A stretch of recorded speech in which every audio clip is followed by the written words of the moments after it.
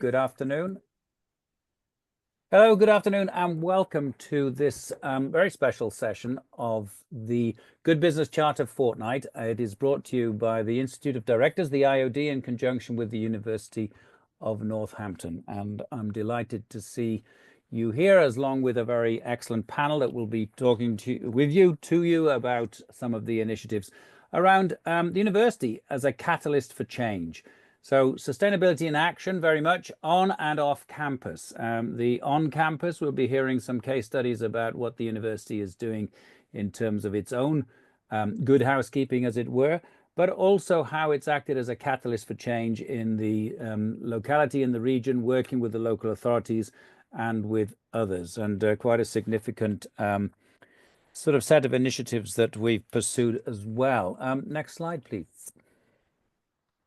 So my name is Adrian Price. I'm an associate professor at the University of Northampton and chair of the IoD's National Sustainability Group. And it is a great pleasure to have you join us today, as I say.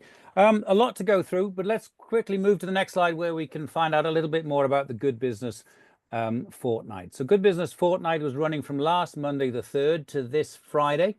And it is an attempt to bring together all those passionate about responsible business, whether you call it sustainability, corporate citizenship, CSR, whatever the particular fashionable letters or acronyms are. I mean, really, it comes down to responsible business. So this fortnight, which celebrates actually the 5th anniversary of the Good Business Charter, celebrates outstanding efforts in championing responsible practices. It's acting as a platform, of course, to encourage others to join and do something, join that journey if they're not already on it, make the public aware of what good ethical businesses look like and the importance of acting responsibly. And of course, that drives the reputation of an organization, and foster a broader movement towards ethical business practices, towards a fairer and more sustainable world. More information here on the links, and the slides will be circulated afterwards. Now, the clever thing about the Good Business Fortnight, you might be saying, why a fortnight? Let's move to the next slide and we'll sort of see really that over the 10 working days, each day reflects one of the 10 principles of the Good Business Charter. Now, I don't know how many of you are familiar with the Good Business Charter, but it is an excellent initiative with the backing of both the TUC and the CBI, founded by Julian Richer, the ethical capitalist from Richer Sounds. And there are 10 principles that their accreditation is based on. And for me, they are accessible, they are commitment-based, self-audit, if you will, self-regulating, and on a journey, wherever you are, it's a great way to signal both internally and externally that you are committed to being a responsible business. So last week was the overriding theme, Responsible Business Monday, and the IoD did an excellent webinar with Dr. Roger Barker and others. We've had EDI Tuesday, Wellness Wednesday, Employee Representation Thursday, Fair Pay and Hours Friday. I love the way the alliteration's coming through here.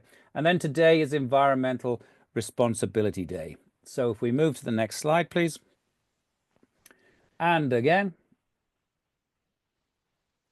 we wanted our session to focus on environmental responsibility. It is essential that businesses embrace this. Frankly, they should be, because it's good housekeeping. Water, waste, and energy are in the P&L account, but clearly impact on the planet and climate change, which of course is, seems to be accelerating.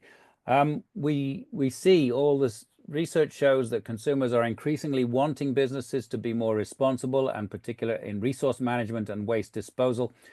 And if you are doing this, doing it well and communicating it well, clearly it enhances your company's reputation, as well as the collective goal of net zero emissions, as well as for your organization. Next slide, please.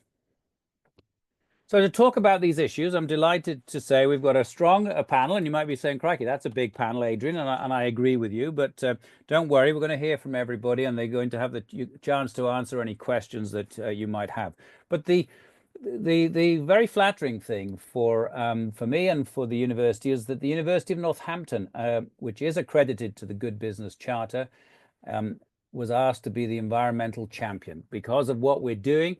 I think we're taking a leadership position within our sector, the higher education sector, but the Good Business Charter approached us to be the environmental champion for this day, and a great privilege and honor it is too. So hence you'll see several of my colleagues here talking to us today, and we have Becky Bradshaw, the Chief Operating Officer and Deputy Vice Chancellor of the University, Emma Stone, Environment Advisor, and Holly Darby, Sustainable Travel Advisor at the University.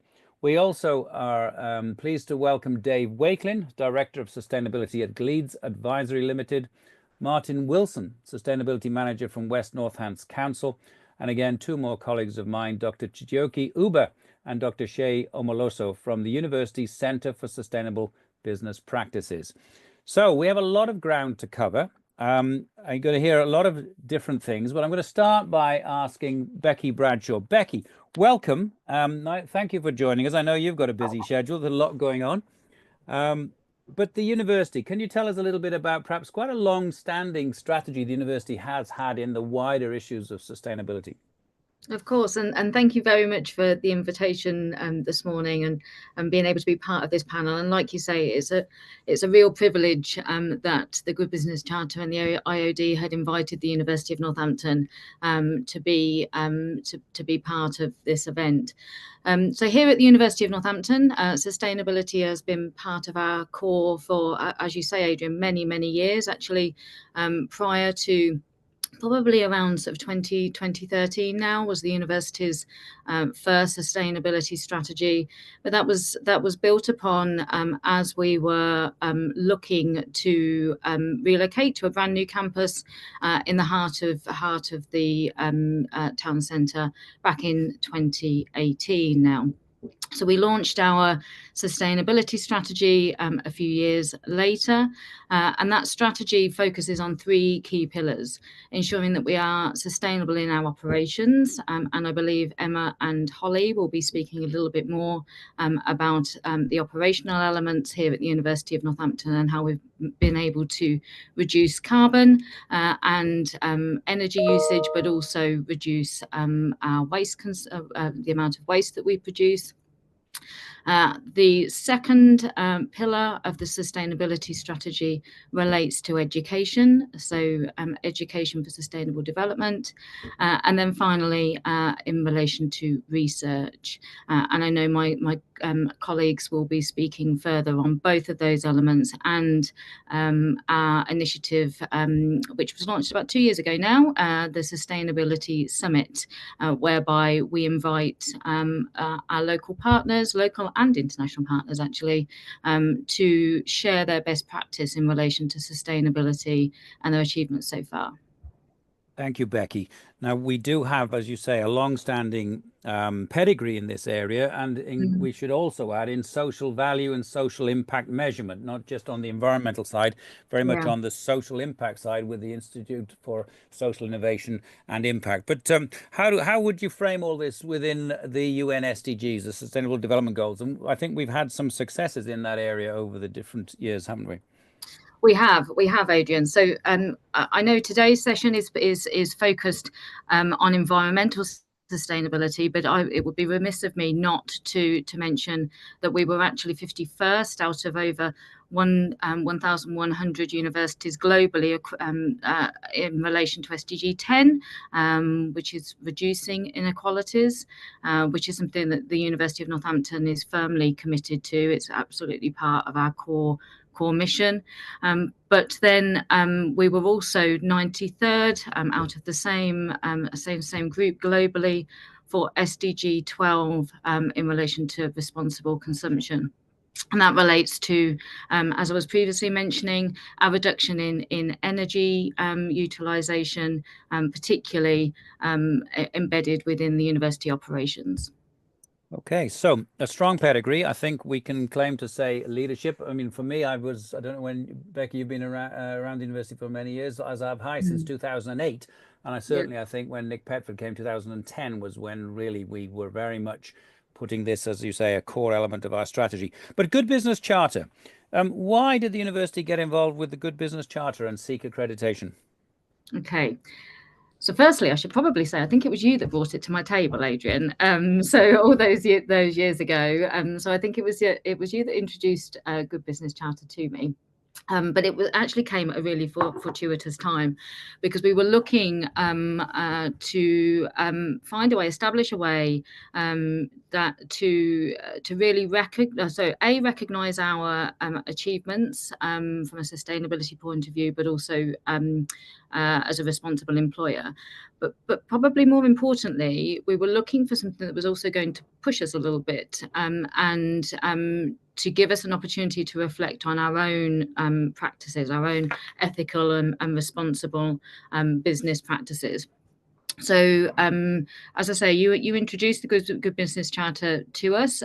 I was particularly keen on the fact that it was principles based. So 10 core principles within the Good Business Charter, 3 of which it did need us to push ourselves a little bit more. So at the time, we weren't a real living wage employer. We hadn't signed up to the prompt payment code, and we also had some work to do on our ethical procurement and investment policies. So we have progressed in each of those areas. So we are now a real living wage employer. I'm pleased to say I have been so for about 3 or 4 years now, and we've made a commitment to continue to be so. We introduced new policies in relation to ethical procurement, and most notably recently ethical investment, and we have signed up to the People and Planet League around ethical investment as well. So we pledge to ensure that our investments are fossil fuel free, and are ethical in all regards. And the code continues to push us, so we have to reaccredit I think it's every year. Holly will be able to remind me if it's annually, but because of that, it ensures that we're asking ourselves, really checking, are we operating ethically? And so for that reason, we will continue to be a member of the Good Business Charter. Excellent, thank you. So very kind of you to say it was me initially that brought it to your attention. I've been a big fan, I have to declare, of the Good Business Charter for several years when I first came across it, and somebody that's been really, I guess, involved in sustainability since the late 1990s. Now that might actually be the late 1890s. I don't know, I'm that old, but anyway, it seemed to me as a really good initiative that was accessible for businesses large and small. It's open to charities, to local authorities, not for profits. It's open to any type of organization, and it really is a straightforward code, but so important and so powerful. Now, Becky, tell me, you embraced it. Usually a year ago, I would be saying, has your board got at least one environmental champion on the board of directors? What's it like at the university? Are you the sort of the banging the drum all the time and dragging the others with you, or are all the rest of the board and the governors committed to this? Oh no, they're definitely committed. So within our university executive and university leadership team, I certainly don't face resistance. So I am the appointed member of the executive to lead on sustainability as well as health and safety and some other matters. But I certainly receive no resistance from my colleagues. And in fact, we are, as an institution, pushed by our board of governors to ensure that we are progressing even further in relation to our sustainability strategy objectives. So there's a real commitment here at the University of Northampton. I mentioned the sustainability strategy as a separate, so it is a separate strategy that we're sort of driving and working towards. But actually, sustainability runs as a thread throughout our new institutional strategy, which was launched in 2023, really signalling our commitment in this area. No, and a very strong commitment it is. Now, you mentioned a couple of case studies, so thank you. We're going to move on to Holly and Emma. First up is Holly Darby, our Sustainable Travel Advisor. And if we can change the slide, given that it was FA Cup weekend, she's going to talk a little bit about Up for the Cup. Holly, Up for the Cup, does that mean the Northampton Cobblers are doing well in the FA Cup, or what are we talking about here?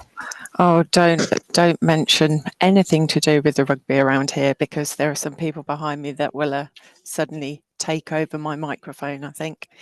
But no, so let's have a chat about the Up for the Cup. So it was a campaign launched by the Cup Fund, which is a national initiative run by a environmental charity called Hubbub, and they secured the funding. It was made possible by the Starbucks 5p cup charge. So the project launched in January 2020 within the Environment Sustainability team leaning on the project. And we joined forces with 6 other Northampton-based official partners, and we were awarded £75,000 with an initial target to collect and recycle 160,000 cups across the town. So the partners were the Royal and Derngate Theatre, the Grosvenor Shopping Centre, Northampton General Hospital, and Northampton train station.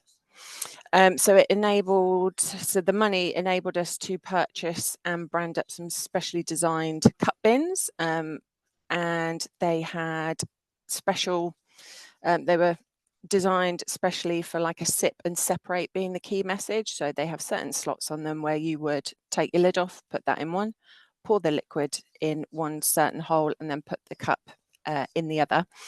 And it was, a key message to separate all these, and the bins were strategically placed at those locations, especially with the university having quite a few eating establishments. We have 2 very nice coffee shops, so they had the bins with them as well. So Northampton partners saved 105,126 cups going to landfill between 2020 and 2024. So although we didn't meet the initial target of 160,000, it was because, of course, COVID. UOM mainly went to online, so we had a smaller footfall, as well as some of our catering outlets closing down. Travel was limited for the railway station. The Royal and Derngate Theatre, of course, closed. The Grosvenor Centre wasn't, we weren't encouraged to go shopping. And the hospital's implementation of the project was paused whilst obviously they prioritised the pandemic healthcare. And they actually also went on to do their own recycling initiative with Costa, as they have a Costa coffee shop there. However, our scheme was still commended at the 2021 IIE Awards, the Investors in the Environment. The judges felt that the university was in a key position to help influence a wide range of stakeholders and partners through our waste reduction schemes. And we have just had our IIE audit, and again, we continue to receive the highest accolade, which is our green accreditation. So that was just a bit about the Up the Cup Fund. If anyone has any questions, I think we're popping them in the chat. Yeah, Holly, we've got a couple already. So what happens after the cups are collected? What happens to them? What is their recycling journey? So it's all separated out and taken away. We had to have special bags. I'm not 100% sure. Was it Suez, Emma, that took or Crawley's? Yeah, Crawley's. So Suez are our general waste contractor, but this was through Crawley's, and they went to their specific recycling centres to be separated, because a lot of them, it's kind of one of the communications that went out was the myth about the paper cups can go in the recycled paper or through the mixed recycling. We need to ensure that each bit is separated. Some of these big multinational waste companies, I mean, we have had corporate programs that I've been teaching on, and they're claiming very high, like 98, 99% recycling of the waste they collect. So I think this was a few years back. That's very encouraging. Would you say that staff and students have embraced these kind of initiatives, Holly? I mean, do you get resistance, and do you get more from the staff or more from the students, or about the same? I would say sometimes there is a bit of confusion. Every now and again you will walk past one of these dedicated cup bins and see a plastic Coke bottle in there. So it's just about reiterating, why we do it, why they are specific bins, answering any questions that we have, and ensuring that, we do waste campaign weeks. We've got one coming up actually at the end of February, where we'll be putting this message out again about what can be recycled where, and also publishing stuff on our social media that the students can see as well. Okay, now these we have written up these as case studies, so they will be available after the event and on both the IoD site, Good Business Charter site, and also the university site as well, and we will circulate them with the slides. If we move the slide on one, now we can talk to Emma, who is the environment advisor for the university, and she's going to tell us a little bit about the energy reduction project air source heat pump. Emma, over to you. Hello. Yeah, this is a relatively new project, so I don't have quite as much detail as we've been able to share on the successful Up the Cup project. But this was one of our energy reduction projects that we've recently implemented. Others have included looking at maximising the efficiency of our building management systems, looking at our sub-metering as well, making sure that's all working effectively. But this is the biggest one that we've been working on. So it was implemented back in November. So the data we have to actually present in a case study is limited at the moment. However, I can just tell you a bit about what the objective was, what the original setup was, and what we have got now. So over at the podiatry clinic, which is up near the hospital, which is used as teaching space and public space too, we have 2 natural gas boilers, and they provide the heating and the hot water. Both boilers were over 20 years old. They were getting close to the end of their operating life. They were becoming very costly to maintain and service and repair. And obviously, ultimately, the efficiency was dwindling and a lot lower than what you get with new technology. So we've looked at various different options. And one of them, I know Dave from Leeds will talk a bit more about the carbon management plan and the solutions that they've suggested, of which air source heat pump was one of them. We have gone with a hybrid solution. So not full heat pump, but we've gone for an air to water heat pump, which provides the base load of the heating. We then have a buffer, thermal buffer that, from what I understand, facilitates then and enables the load balancing. I'm sure Dave will be able to update a bit more on this, but allows the load balancing between the boiler and the heat pump. And then that means that we only need to use the boiler when we are experiencing extreme temperature reduction. I'm glad to say, looking at the data that we have got, and whilst I say it is limited data, whilst looking at the data we have got in comparison to the same time in the last academic year, we have made a significant saving, both in kilowatt hours produced of both gas and electricity, and subsequently the carbon CO2 emissions. So our CO, based on the calculations that we've looked at, we believe we've saved around about, in that short period of time, around about 4,000 tons, of CO2 emissions. Excellent. My decimal point's in the wrong place. 4 tons of carbon emissions, and that is just on the podiatry centre. So that's quite a sufficient saving at the moment. We're continuing to monitor this all the way through. We've got minimal gas usage compared to the same time last year. There is more information and more detail in the case study. Okay, thank you very much, Emma. Now we have, going back to the cups, we have an anonymous attendee asking the question. So the cups were sent to a recycling centre. The scheme cost you how much to run? The recycling firm took them in and sold the recycled product for how much? Does the whole scheme produce a surplus or a deficit? I don't know if you're able to answer that, Holly.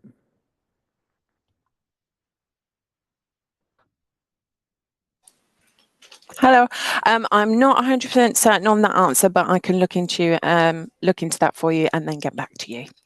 Okay, I can certainly let you know if it helps about the cost of running. So we buy on a per bag basis, and that incorporates all of the collection of those cups that then go off to Crawley. We, at the time, because we were looking at vast amounts, I think it was about £1.50 per bag, but it meant that we had special bags that made it easier then for our facilities teams internally to know which ones were for the cups and which ones were for general mixed recycling. I hope that helps. Okay, thank you very much. We've had Camille has mentioned Borrow Cup in Glasgow. I think, yes, you've answered that. Thank you very much. And then a question from Danielle Howard. Are sustainability projects initiatives managed and tracked through a centralized change program or project management office function as part of a wider university project portfolio, or are they managed separately? So how do we take perhaps a holistic integrated view of our sustainability projects? Becky, you might want to comment on that.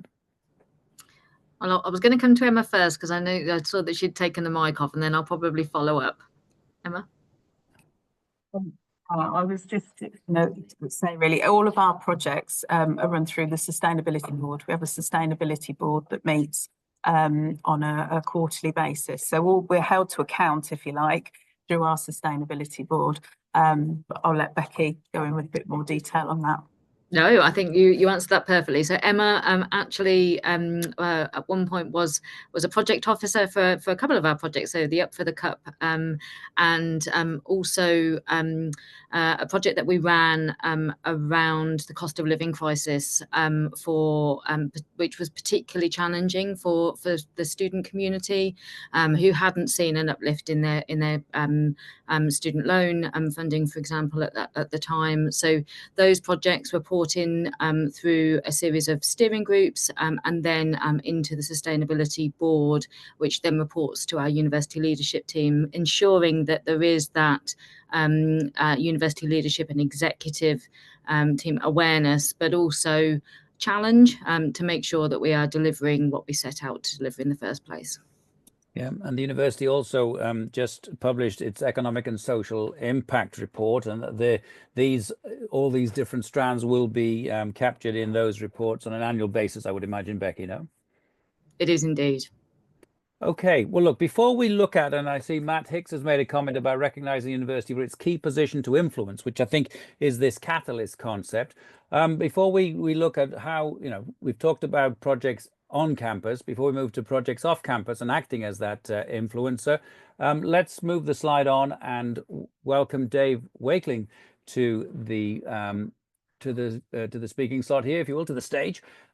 David is with Gleeds, and David, you're Sustainability Director of Sustainability for Gleeds. So I think perhaps firstly, tell us what Gleeds do, and secondly, what you've done to help the university on its journey. Thanks, Adrian. So Gleeds is a multidisciplinary property business. So we project managers, cost managers, and provide a variety of bits of advice around sustainability strategy in particular to help clients work out how to decarbonise of existing estates, for example, in the case of the work we did with the University of Northampton. In other cases, how do you go and find the money to go and pay for investment in making your business or organisation greener and more sustainable. So we get involved in a whole variety of different kind of products for clients across public and private sector. And we were appointed by the university about 2 years ago, and I think it was from memory, just over 2 years ago, to help develop the decarbonisation plan for the whole of the university's estate. Obviously, there's been a huge investment in building Waterside, which is an incredible facility, really, really energy efficient from a carbon perspective. It's brilliant. It's got a massive, great big biomass boiler that keeps the thing warm. But there's other bits of the estate which are a bit older, certainly in Northampton, that need have got quite a big impact on the university's carbon footprint. So we were asked to look at developing a plan that would deliver the university's net zero carbon target, so get rid of all of the fossil fuel emissions from its building operations at some time between 2030 and 2045, and work out what we thought in collaboration with the university the most realistic way of achieving that was. So looking at all the different buildings, what can we go and do on each of them to go and optimize their performance, to save energy in the short term, and then start to get rid of the fossil fuel heating equipment that's running those buildings in the longer term. And the podiatry example that Emma picked up was one of the projects that was in the list of schemes that we brought forward. And we tried to sort of look at taking all the information we can gather from the estate as to when the equipment's coming to the end of life, how these buildings are operated, how they fit in with the university's needs and its portfolio, in particular around student accommodation, and how do you make sure you're providing good quality student accommodation at an affordable price.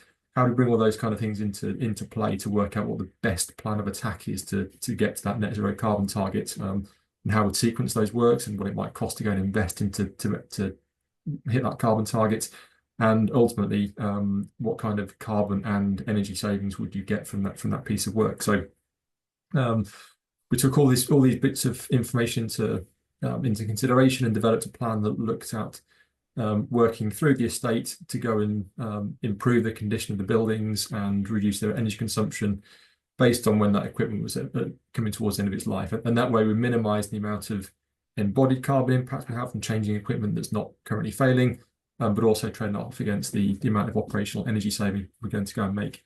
And the net result was, with the plan we put together, the university would hit net zero carbon in operation by 2045, would save about 60,000 tonnes of carbon footprint across that period, and at the same time also save about £14 million in energy costs through the buildings becoming more efficient, therefore using less energy and therefore spending less money on it, but also reducing things like maintenance costs, where we were standardising equipment, for example, maximising the benefit we get from the biomass boiler, which is actually cheaper to run than the gas boiler in many cases. So how do we, and it's trying to bring all those things into consideration to come up with the optimised plan. So I looked at some elements of the university's wider carbon footprints away from the buildings and the energy they consume. We started looking at where the university procures services or goods from other suppliers. Actually, what's the footprint of that, and how can we start to drive that down as well? Because that's all part of that net zero carbon trajectory that the university is committed to. So working with Holly and Emma, looking at some of the transport contracts you have in place, for example, and the work that's been done on waste and water efficiency has been really critical to help drive down that scope 3 carbon footprint as well. So all the stuff that the university buys. So fairly all-encompassing piece of work, and it's great to see the first product that was put forward actually going ahead. So podiatry making its change, it's helping the university understand the kinds of things that will need to happen across the other bits of the estate over time. So a relatively small building, but it's actually a good chance to go and learn how the technology works, how to get it embedded in the way the facilities management team operates, and therefore go and run that out at scale when you start looking at other parts of the estate in a few years' time when the equipment needs to be replaced. Well, thank you. So what, looking, you work nationally with lots of organizations. In general, where would you say, UK PLC and UK SMEs are on the journey out of 10? What would you score, the country in general on awareness and action on these sort of issues, Dave? It's very varied. We're seeing an awful lot of drive for pushing towards net zero and embedding responsible business practices across the higher education sector. We're seeing it very strongly coming through in the local authority sector and in central government. They're challenged with not necessarily always having the finances to go make some of these things happen. We're also seeing a big push from some of our private sector investors, where the marketplace is pushing. To be honest, the money that's coming in from international investors is requiring more and more disclosure and progress on carbon emissions reduction, ethical procurement, being a living wage employer. We get asked by our clients all the time. Our clients are being asked by their investors. So the pressure's mounting. It's coming from more and more places now, and it's getting to the point where there's enough critical mass and there's enough pressure in the system to start to get some action being driven. Despite what's happening in the United States? Yes, despite what's happening in the States. And there's an interesting article. I mean, we predominantly work in property. There's an interesting article last week in one of the trade press around the impact that the US government's rolling back on net zero carbon investment actually might have a benefit to the UK economy, and potentially another 4 billion in investment coming into the UK, where investors are not seeing a live market in the US anymore in terms of green investment in property, and they're going to start bringing it to London and the southeast of the UK. So we may be an unintended beneficiary of some of the policies that are happening over there, because the UK has been leading on this stuff for so long, that we're a hotbed of green property development, decarbonisation of large parts of the public estate, and the financial markets are driving it, that are coming through in the UK. So I think actually some of the things that are happening overseas may actually benefit us in the UK in the short term. Well, let's hope so indeed. And I think, you know, the principles underlying are enduring. And I'm sure even in the States, good business leaders will realize that. I've asked you, and you didn't give a score for UK PLC, but you know, where do you think Put me on the spot. Yeah, I'm going to put you on the spot again, and you know what the right answer is, don't you? Here, but no, where would you rank the university in terms of leadership within the sector, or you know, our approach and our strategy, as Becky's talked about and as you've talked about? Well, I think obviously, I mean, we really enjoy working with the university, and I think the approach that's been taken, the forethought was a long way ahead of a lot of the university's peer groups. We've been approached by other universities with very similar acronyms to help them with similar pieces of work, so they're a few years behind you. So I think that the University of Northampton would be giving a 9 or a 10 in terms of aspiration and progress and making those steps. We're seeing the leadership coming through. Obviously, Becky's mentioned there's support from the UK, University SLT to make these things happen. We've seen projects coming forward. You're climbing league tables, you're performing really well. And I think that the level of transparency is very high. There's no suspicion of the progress not being genuine. I worked with Holly and Emma just before Christmas looking at sort of carbon verification on the footprint that you're producing. The numbers are real. You start seeing the benefits, and that level of transparency is only going to help enhance the university's reputation amongst its peers. Well, that's a very positive report card, and I think you get an A+ for sharing that with us. Thank you so much. Now, a couple of questions here from we've got, what is GLEED's sustainability in architecture, or a subsequent, how can GLEED's sustainability in architecture be achieved, and what strategy would GLEED's use? Now, it's slightly off message, I think, there, but do you want to comment on that? And then there's another question from our anonymous, or one of our anonymous attendees. But firstly, on what you're doing in this sort of, you mentioned property in architecture. Yeah, I think that there's no single answer as to what is a sustainable, particularly in terms of property. What's the right answer? Is it a new building? Is it a refurbishment? How much can we get building services and the equipment to perform? How much is around the architecture and the shape of the building?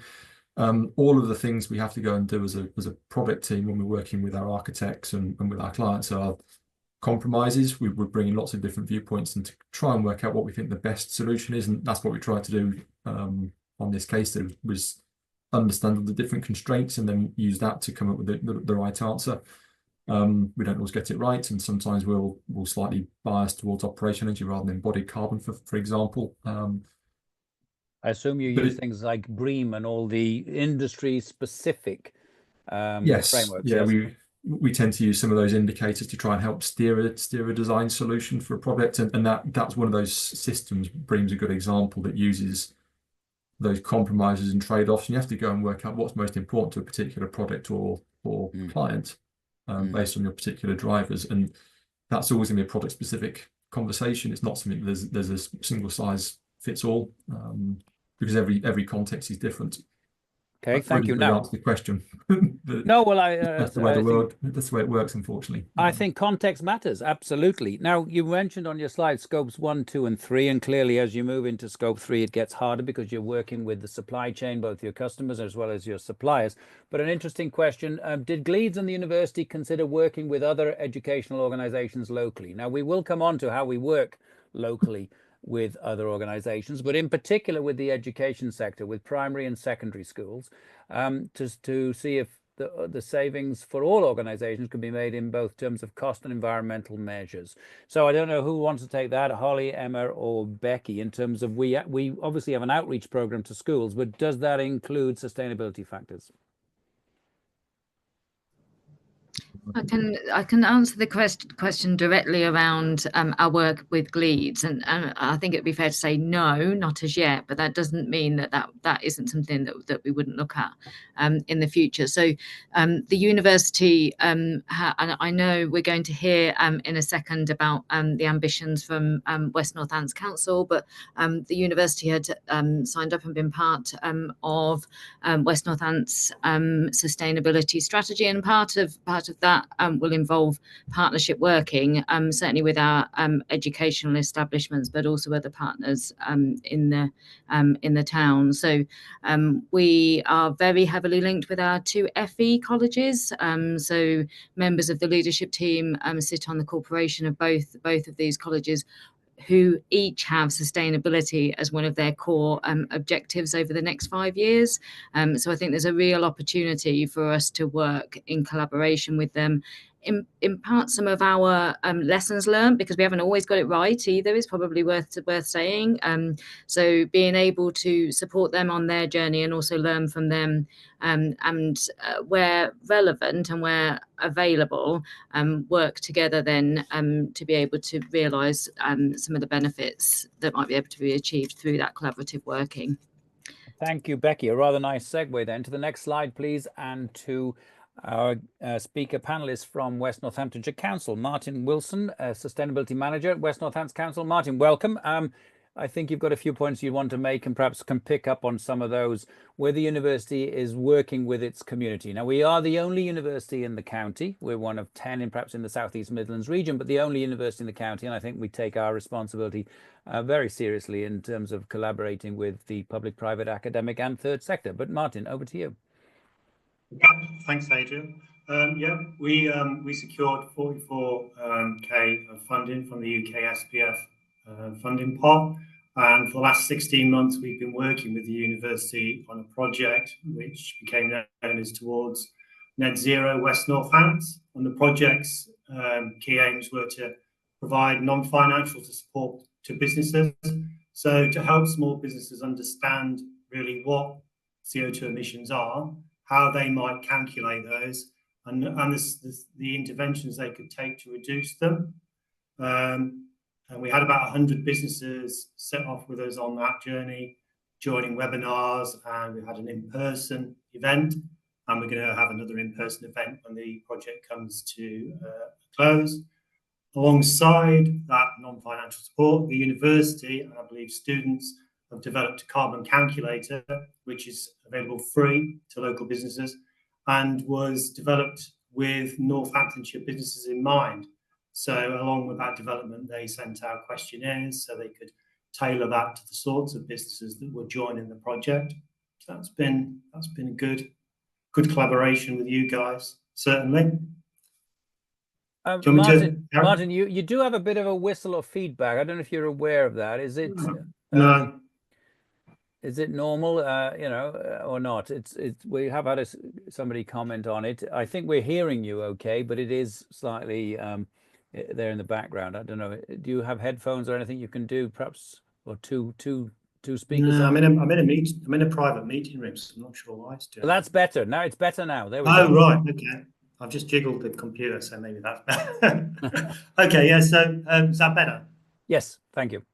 Yeah. Okay. So yeah, we've been working for the university on the Towns project for the last 16 months, really, which has been a successful collaboration as far as we're concerned. I'm sure as you guys are concerned as well. And then the largest piece of work we've been doing as a local authority, really, we set a goal of being net zero across the whole of West Northamptonshire by 2045. And to set the strategic direction for delivery of that goal, we've been working on a climate change strategy. Over the summer, that went out for public pre-engagement. So the public and businesses, everybody resident in West Northamptonshire, were able to comment on the first draft and suggest changes. We took that feedback on board, developed our first formal draft, took that out to consultation over December and January. We've just finished going through the feedback from that consultation, and the final draft will be going to Cabinet in March for adoption, approval by the Council. And following on from that, we'll be developing an action plan. One of the things the council was quick to realise when they set that net zero goal was that it wasn't possible for the council to deliver that on their own, and that they need to work with organisations like the university, with businesses, and even with residents to deliver that. So that's a huge, huge piece of work across the whole of West Northamptonshire. And yeah, as that develops, we'll continue to collaborate with other organisations. I'm sure with the university on a lot of those things. As part of that public work, we held our own climate summit back in October last year on the 9th. The climate summit was aimed specifically at parish and town council representatives. We feel they're the best placed to talk to residents and mobilise residents to take action on climate change. And we held our first climate summit for parish and town councils at Delapre Abbey. We had over 40 representatives of parish councils from across West Northamptonshire attend, and they went through topics. Probably the most important one to start with, how to communicate climate change to residents, talking about food and waste. That was really well received by parish and town councils, who've asked that we do the same thing again this year. So we'll start planning for that and hopefully increase the numbers. Certainly look for a larger venue. It's really good. And another one where I know the university has been involved. The council has been looking at the feasibility of a community heat network in West Northamptonshire, or in Northamptonshire specifically. I don't have all the details of that. I'm not involved directly in the project, but I believe they're currently working through the financial viability of that as a project. And the council's also looking at a large-scale solar project. They've got a number of sites identified across West Northamptonshire for solar energy generation, and just allocated just over £1 million to the feasibility work to assess those sites and the feasibility of delivering them. That's just a snapshot of where we are with the sustainability work we're doing, Adrian. Thank you very much indeed. So if we move on the next slide, before introducing you to my two colleagues here, Chijioke Uba and Shay Omoloso, let me just say that the university is working closely with West Northamptonshire Council and Buckinghamshire Council on a very significant project at Silverstone. And Silverstone, I'm sure most of you don't need reminding, is the home of Formula One. Formula One, it is putting, I guess, emissions into the air. But what was very pleasing is to see that they have a very powerful, very strong drive to net zero campaign headed up by Stefan Bazir. He's the head of business sustainability and partnerships at Silverstone Circuit. And they've risen from 10th to 3rd place, one of the biggest jumps ever across the Formula One circuits around the world. Now, whether you are a motorsport fan or not, what is interesting, I mean, it is a big business, obviously, but to see, if you get the chance to read about the way they're going about it and the pillars they use and their reach into the community, both on environmental as well as social aspects. And these are, again, collaborative initiatives across the county in which the local authorities, the university, and our significant businesses work together. Okay, so no more questions at the moment, I can see. So next up are two colleagues of mine. I also sit in the Centre for Sustainable Business Practices at the university. It is a centre. And if we move on to the next slide to talk about, introduce the CSBP to us, is Dr. Chijioke Uba. Chi, over to you. Yeah, thanks, Adrian, and good afternoon, everyone. We are excited to talk about what we do as a center.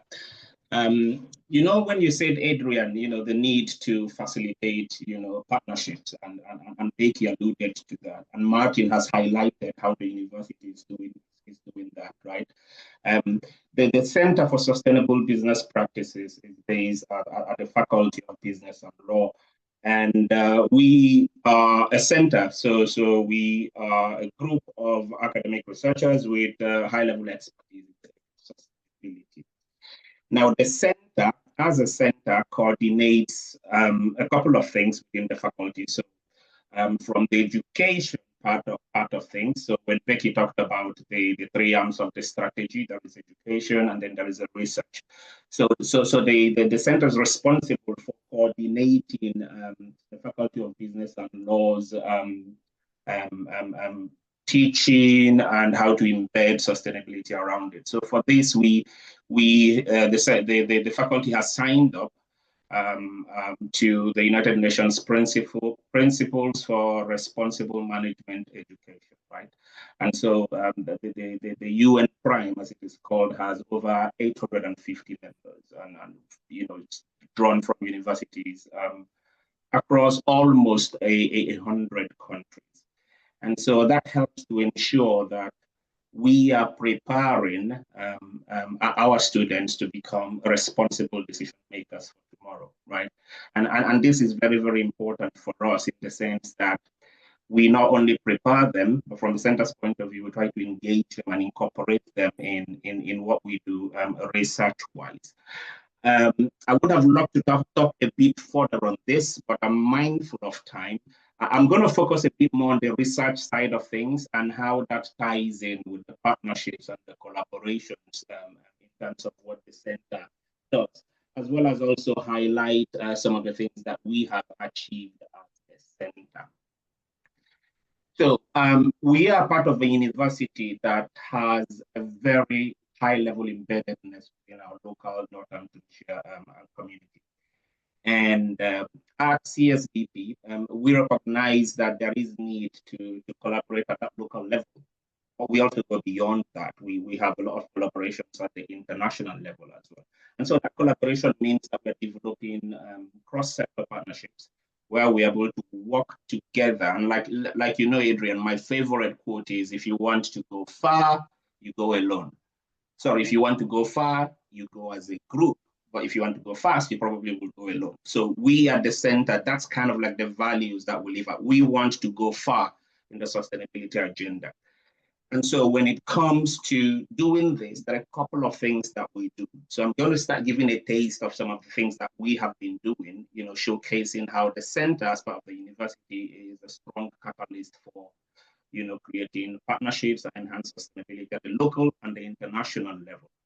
So I think, let me start with our annual sustainability summit, because I think it's a very, very good case in point. So the summit provides opportunities for organizations, largely businesses, to come together. And then we are brainstorming, discussing sustainability issues, as well as, you know, ways that businesses can become a lot more sustainable. Now, this year will be the 10th annual sustainability summit. And in the first, what we did was to come together and identify shared sustainability challenges. So for this, we had a lot of businesses from Northamptonshire. We had organizations. So we largely focus on identifying those challenges that are shared, because the collaboration, you know, good collaboration enhances that we're looking at things the same ways in it. So we identified those in the first summit. We scoped these out and ended up with the Northampton Sustainability Accord, right? So that accord, you know, was underpinned by that recognition of how important it is for us to have collective action to address these shared challenges. And the accord then gave birth to SLIPA. SLIPA is SLIPA is an acronym. It stands for the Sustainability Local Innovation Partnership Agenda Hub. It's a long one, yeah, but I'm sure I got it right. So what the hub does, it provides a basis for engaging businesses, and this is where it gets interesting. So when the Council of West Northamptonshire commissioned us, you know, to work with them on the TANS project, right? We were able to get over 100 and so businesses because we could draw from SLIPA, and that was because we could draw from the Sustainability Summit, right? So that made it easy, you know, to intersect things and enhance collaboration. So from that first summit, we have, you know, spinned off to having the sort of engagement that Martin talked about. Last year, the summit focused on innovation.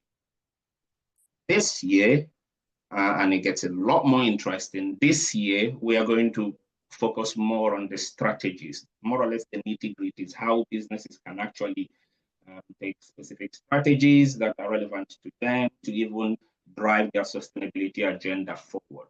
We are also going to introduce the Open Innovation Challenge. This is the first time we're doing it because we recognize, because we are also thinking about our students, we are thinking sustainability, we are thinking long-term, we are developing those responsible decision makers for the future. Our students are going to be showcasing and demonstrating something. Businesses, I don't want to let all the cats out of the bag now, but there will be a high-level engagement for students when it comes to this year's sustainability summit as well. So watch the space. We'll be inviting all our usual stakeholders, including maybe new organizations that might be joining from the IoD, for example. So that's how we created platforms that lead to spin off into a lot of sustainability initiatives. We also work with businesses, on a one-to-one basis. And I'll use another case study to highlight, the sort of impact that we make, as a center. So we, let me use the example of one of the companies that we've worked closely with, Blue Skies. Blue Skies, a UK company.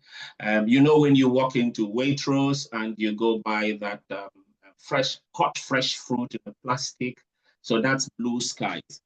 But the Blue Skies, those fruit are actually grown and processed in Ghana. So Blue Skies has a factory in Ghana.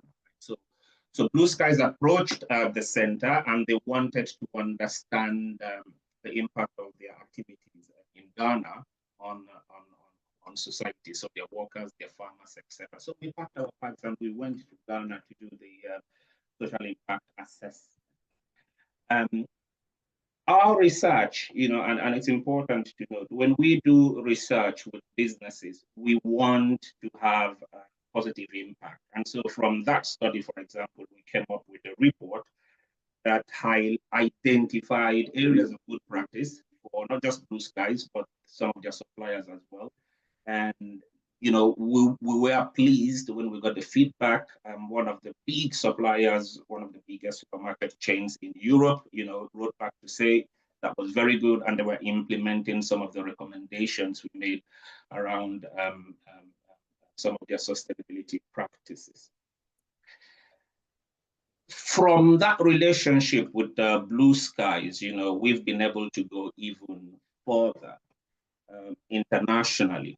And we have worked with Blue Skies to come up with a Fresh Pack project. Sheyi, my colleague, is the project manager for Fresh Pack. So he will kind of like discuss some of the things we did with Fresh Pack, but also how, by working with Blue Skies, coming up with Fresh Pack, we have also extended our collaboration with the Foreign Commonwealth Office, to the extent that we are also now engaged projects in Bangladesh, for example, systems, etc. Sheyi manages some of these projects, most of these projects. So I will hand over to Sheyi just to throw a bit more light on the Fresh Pack and possibly the project that we've just started doing in Bangladesh. There is a lot that we are doing. We just aim to keep keeping ourselves busy as researchers, but largely because this is what the university has mandated us to do. Okay. It's with the university strategy.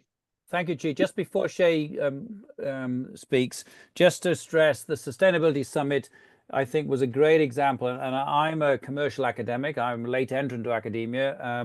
We do a lot of great discovery research, but this was responding, if you recall what Shay said, Chijoke said, in the first year, responding to shared concerns. There was a great process to hear from over 150 different organizations what they were concerned about, and the university responded to that, which I think is increasing the need that universities can work much more closely with businesses. The second year was innovation, third year strategy. So yes, we would like, if we may, market to you. We must, of course, I think, comment that the summit was Dr. Ebenezer Laria's idea. He's sadly moved on to Aston University now, but I think it's created a very strong platform for engagement. And as Chijoki says, not just locally, but in Africa. Now, when you hear a little bit about other things that Freshback, you'll see it has worldwide significance. I'm just going to check the question boxes.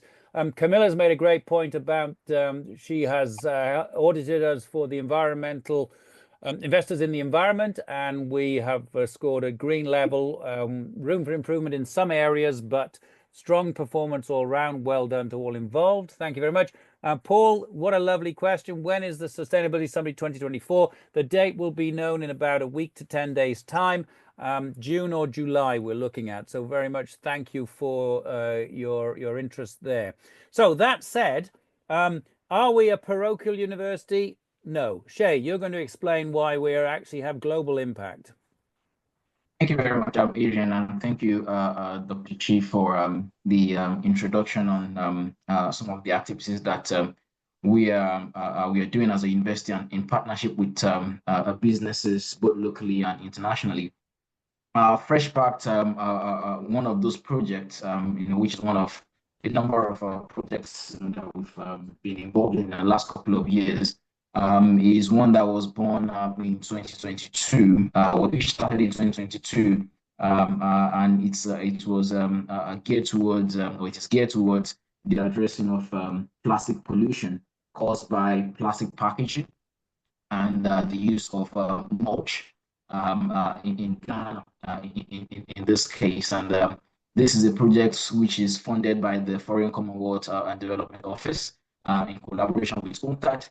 And we work very closely with a business in Northampton, Blue Skies, which has about 90% of the operations in Ghana, because it's a fresh food supplying to Waitrose about time.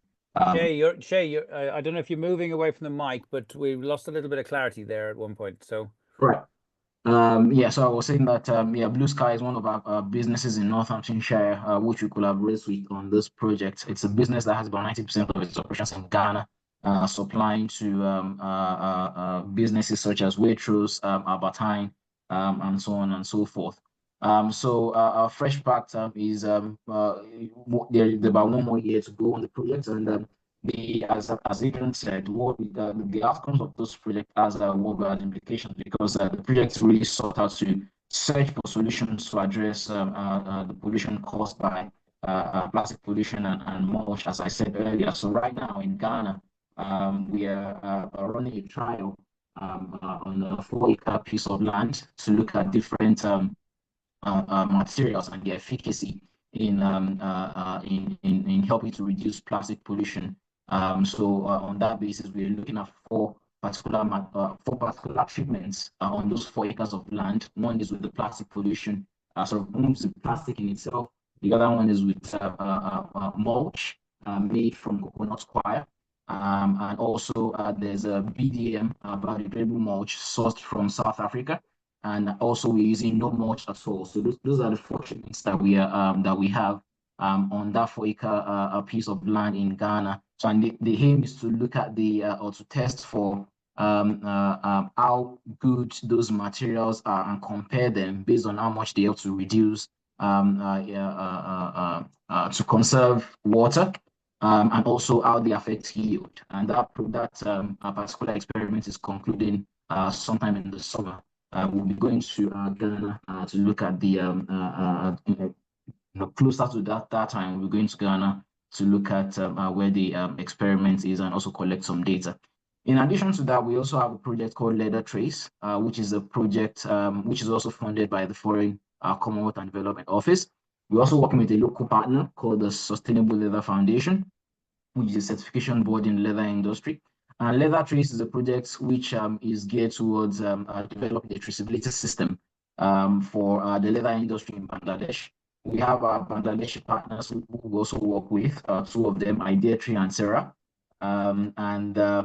That project is going to look to develop that traceability system, but also not just have a system of transparency, but also to ensure that what is being revealed is actually by the traceability system is actually quite robust. So to that effect, we also are looking at running some knowledge exchange sessions on how waste can be reduced, how health and safety can be improved down in Bangladesh, and also a reduction of emissions as a result. We're trying to develop a carbon calculator which is suited to the leather industry as well as part of that particular project. So these are some of the things that we are presently doing.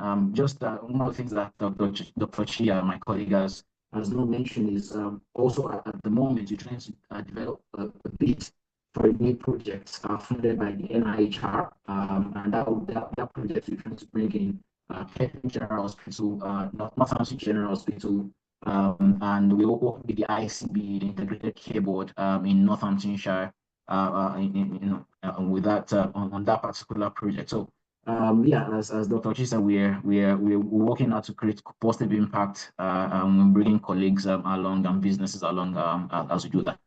So thank you very much. Thank you, Shay. There was a little bit of crackle and break up on a couple of things, the last point there, but if anyone's interested in the reach and the insight and the impact and the innovation the university is driving, of course, you're very welcome to get in touch and have a little bit more detail on that. Those two I's, or three I's: insight, impact, and innovation. I mentioned before the Institute for Social Innovation and Impact. Now, in universities, it took me a while to understand this, centers are where faculty, tutors like me sign up because we're interested in a shared theme.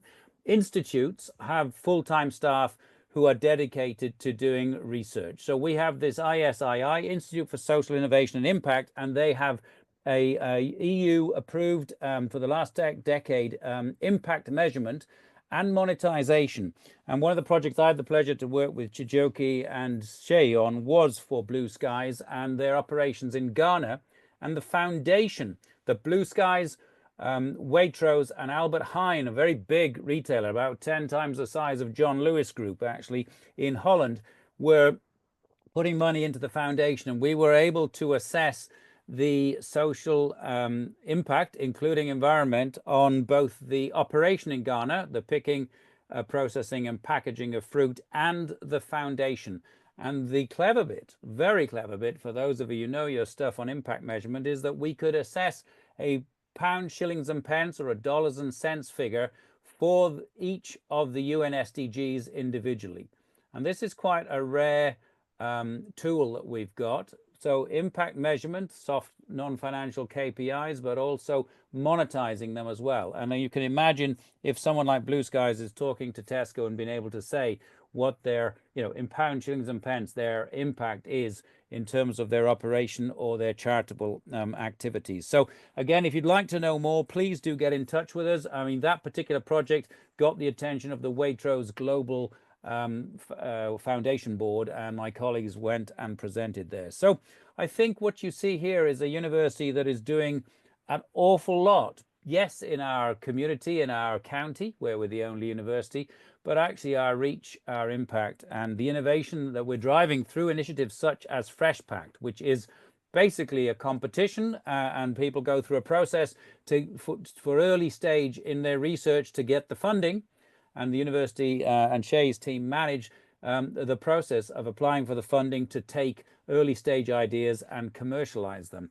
And you've heard from examples across the county, but across the world as well. So we're very proud of what we do in this space, have been doing it for a long time. We have very particular tools and techniques we can bring to bear, and I think in many ways punch above our weight in this space. So if you would like to find out more, please do get in touch with us.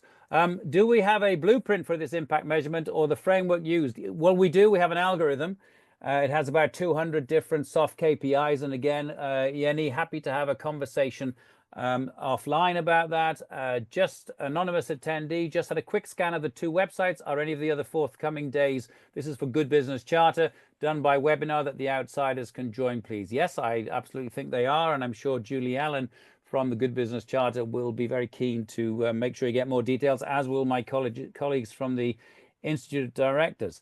Okay, before going on with one more, what the IoD is doing in this space that you might like to know about, is there anybody else, any questions at the moment? And I can hear my dog is whining in the background, but anyway, I've told him he can't come on the stage today. He often does, but not today. So any more comments or questions, or shall we change the next slide, please?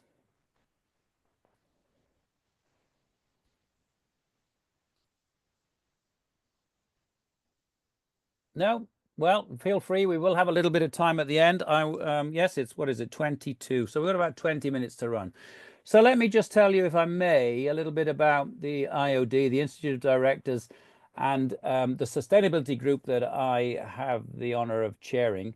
And really, for me, I must declare that environmentalism, though I've been associated with it since the late 1990s, as I say, when I worked in the travel and tourism industry and for the World Travel and Tourism Council, my space is more the S, the social issues, employee voice, employee engagement, employee ownership, community impact, working with the local community, the S and the G for governance. So we're going to go through just a couple of slides to tell you what we do at the Institute of Directors, the Sustainability Group, in the last 6 or 8 months since I took over as chair, and with a lovely committee. I think a few of them have joined us today.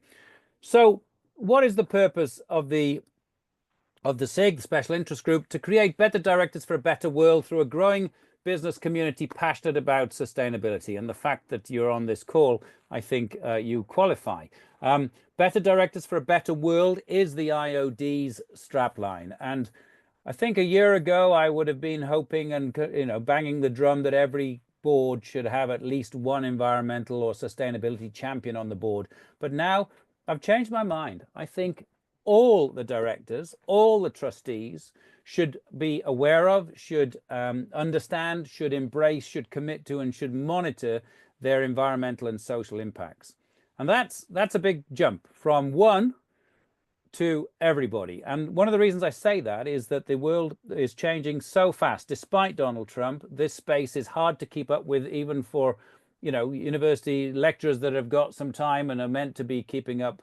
It is a fast moving space, and I have a concern that sooner or later many businesses will be the wrong side of history, because the law is changing. What is voluntary now will become law. So we as the SIG are trying to address that. Our vision, a just world where businesses are resilient, inclusive, and thrive by acting responsibly for profit, people, place, and planet. And I'm sure you can see the parallel and the resonance there with the Good Business Charter, which is one of our key partners. So the mission to enable directors to lead profitable businesses that also deliver positive impacts for their people, their communities, and the environment. And if we can get all of these and encourage more and more directors and budding directors, future directors, students, etc., trustees of charities, local authority, senior officials, we think that we can help the IoD in producing better directors for a better world. If we move on to the next slide, how do we do this?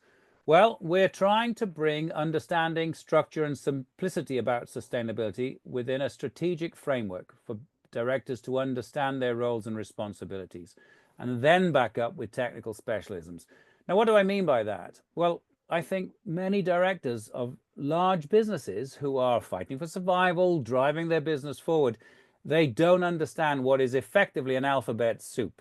CSR, GRI, SASB, ISO, B Corp. I mean, it seems like, oh my goodness, where do I start? How do I start?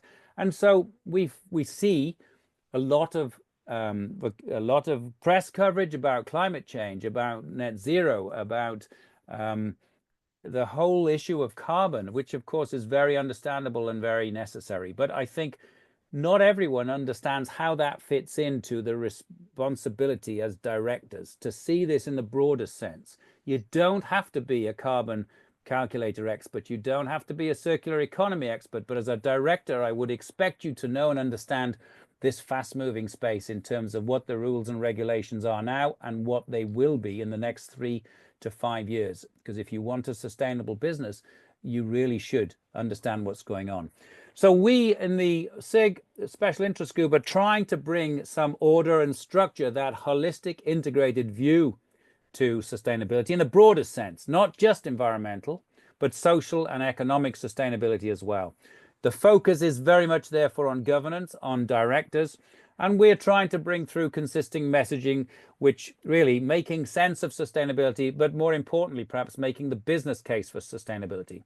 This is not something you do on a wet Thursday when you've nothing else to do, or I'll put it off. We know it costs money and time in the short run, but in the long run, the belief is that your business and your shareholders will be better off, as well as your community and your stakeholders. Might take 3 to 4 years. But if you start that journey, Good Business Charter being an excellent platform, go through B Corp, go into these perhaps industry agnostic, these broader global frameworks, and you can see the ones that are sort of leading and getting the most coverage. B Corp, for instance, you can search products on the Waitrose online website for B Corp. Accredited companies, and let's hope we can see the same for Good Business Charter very soon. Julie, perhaps we should talk to your CEO Jenny about that. And we work with partner organizations such as, and very closely with great partner organizations such as the Good Business Charter, the Broadway Initiative, who were responsible for developing the UK's climate hub for SMEs, with Planet Mark, one of the leading carbon measurement accreditation schemes that is moving into more social elements as well, and of course the Institute for Environmental Management. Next slide, please. So what are the sort of issues we're going to cover? Well, yes, we will get that framework, and then we will deep dive into climate and carbon, green technology, biodiversity, water and the blue economy. We had a lovely webinar with one of the top 10 world's experts on the blue economy, the oceans, and the products that come from the oceans. Circular economy, obviously EDI, gender equality, human rights. Shocking really to see perhaps the movements in the US, but you know, enlightened business people, enlightened businesses will appreciate the diversity. Employee voice and engagement, the rapid growth of the employee ownership space, health and well-being, of course, community engagement, something that is very dear to my heart. You know, drop a stone, the biggest impact is close to home. Social value, social impact measurement, board duties, engagement and commitment. You should all be on this. That's the message to boards. And if you move through this journey, standards, accreditations, and indeed increasingly assurance. So we are covering a lot of ground. We have a LinkedIn page. We have a on the IoD's website, you can sign up without being a member of the IoD and get access to certain tools and resources. And we will be sending you the details of how you can join us after this webinar. Next slide, please.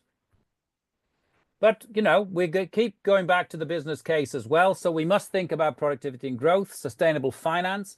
Yes, just imagine when loans are cheaper if you have an accreditation or you're a responsible business.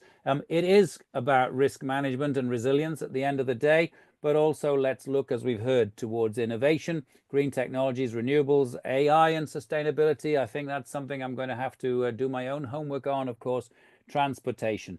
And really, my core message, our core message as a special interest group is don't just get caught like rabbits in a headlight. Look at the trends. Look at how quickly this space is moving. Yes, a few road bumps with Donald Trump, a few naysayers, etc. But the long term, the distance of travel is very much to increasing rules and regulations in your annual report. What is currently voluntary will become obligatory.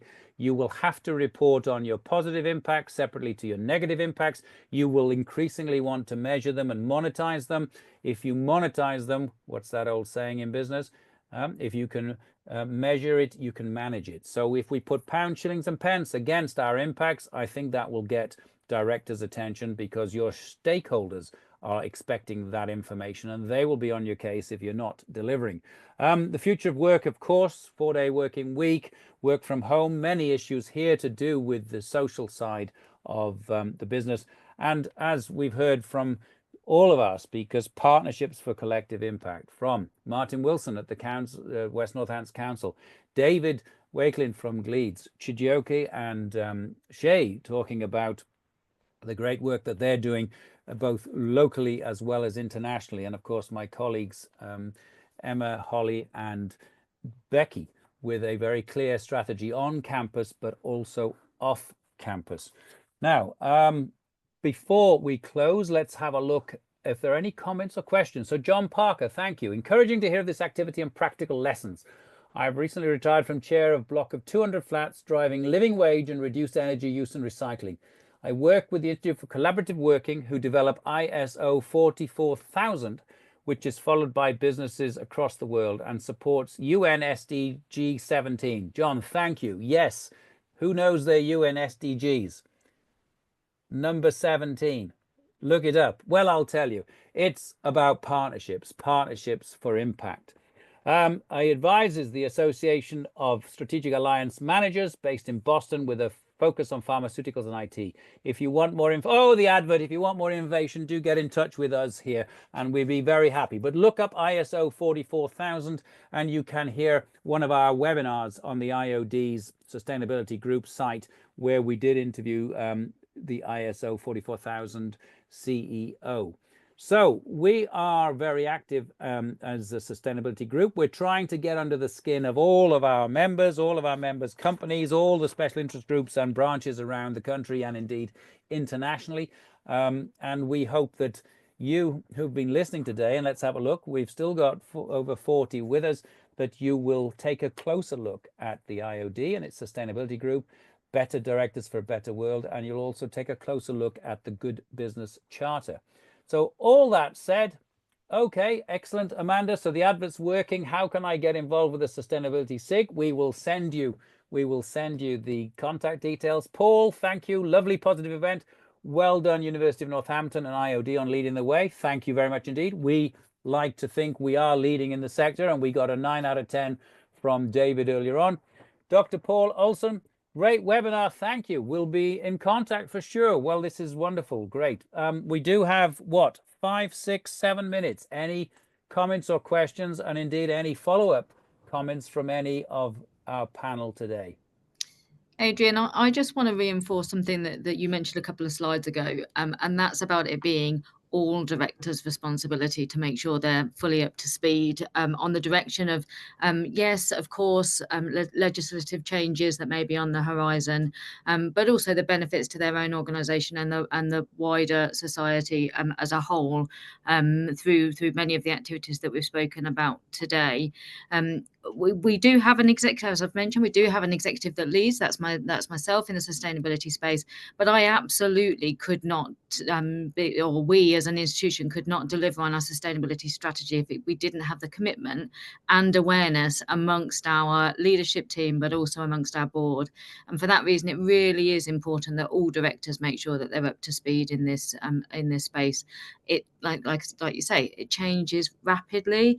The IoD have previously had some great development programs. I think it was called the Sustainability Accelerator, which was a really good sort of bite-sized program for busy directors to feel like that those to enable them to get up to speed. I'm not sure if that's still offered, but there's plenty of material out there to at least make sure that you're making yourself aware of those key changes and trends that are coming in this area.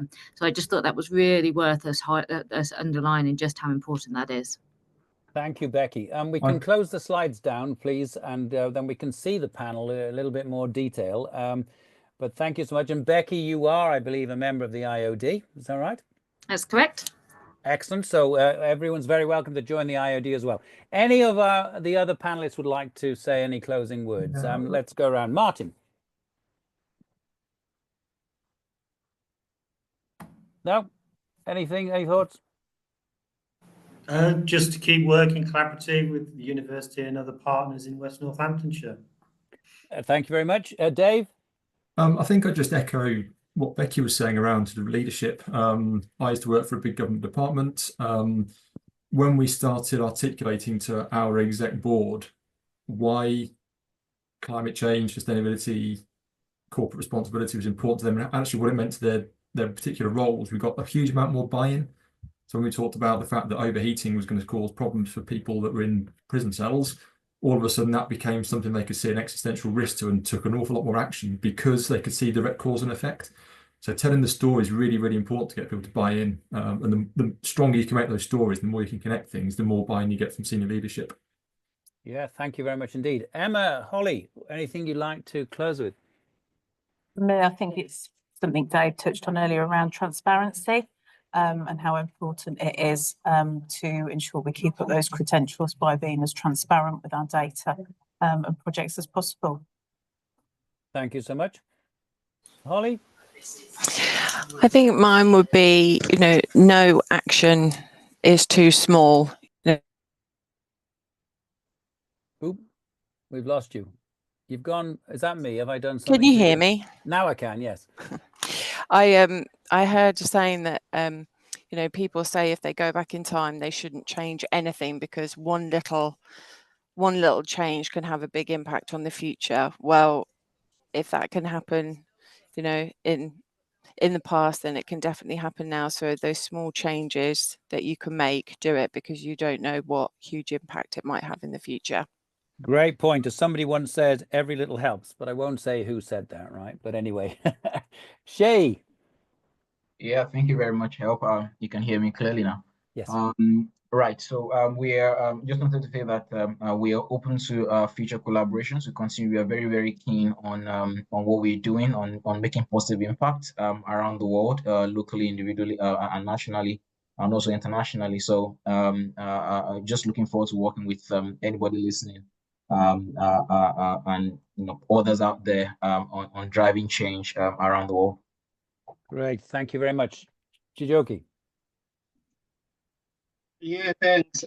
Just two things quickly, linked to, why do it? It's one of the themes that we are going to address. I guess in addition to directors, businesses of all sizes should be sustainable. One of the barriers is, it's expensive. It's going to take a lot of time. It's going to take a lot of resources. There is so much jargon, like you said, Adrian. And at today's this year's sustainability conference, we are going to de-jargonize things. That's part of what we'll be doing, talking about strategy, so that it makes business sense. And for me, following up from what Shay said, at the center, we're looking for collaboration because we believe that if we're going to go far, we need to go together. Thank you so much. I do love that. Yes, he's really making sure I get to know that. If you want to go fast, go alone. But if you want to go far, go together. What a great, really closing message. So you've heard a lot. We've covered a lot of ground. We had a lot of panelists, but I hope you found that useful. We can always continue the conversation, and you're hearing from everyone. Very happy to continue that conversation, whether you are here in Northampton, Northamptonshire, the UK, or abroad indeed. I need to say my thanks to all the panel, to Emma Stone, to Holly Darby, colleagues of mine at the university, to Chijioke and Shay, colleagues of mine in the Faculty of Business and Law, to Becky Bradshaw, our COO and Deputy Vice Chancellor, to Martin Wilson from Sustainability Manager at West Northants Council, and to Dave Wakelin from Gleeds Indeed. Well, I've learned a lot, as I always do. I hope everyone else has, and I hope that spirit of UN SDG number 17, what is it? Partnerships. I hope that extends to everyone and we can carry on that discussion. I should also thank, of course, my colleagues at the Institute of Directors and at the Good Business Charter. I know Julie Allen, thank you so much for all your help and support, and your colleagues, and of course Heather Emmett and my colleagues at the IoD that have put on this platform. It's been a great example of collaboration, the University of Northampton with the Institute of Directors and the Good Business Charter. And the Good Business Charter fortnight continues. 4 more days left. The links will be sent to you. Julie put them up in the chat box, so plenty more to see, and I think they've all been recorded, so if you missed any, you can go back, and there will be a resource center in the IoD shared with the university and shared with the Good Business Charter on the slides today, on the case studies. And if you sign up for, well, you've got lots to sign up for. Sign up for the IoD, sign up for the IoD SIG, sign up for CSBP, sign up for Good Business Charter. But put lots of ink in your pen, but all worthwhile. We don't want to drown you on your emails, but there's some really great resources, and this is a challenge for society. We need to work collaboratively together. Final thanks then to all of the attendees for joining us. Thank you so much. Thank you for your comments and your questions in the chat box. Really very interesting, very enlightening, and I do hope that they lead to continued conversations indeed. Many thanks, everyone. Looks like we're dead on time, so I'll let you have your afternoon back. Many thanks to you all. Bye-bye. Thank you, everyone.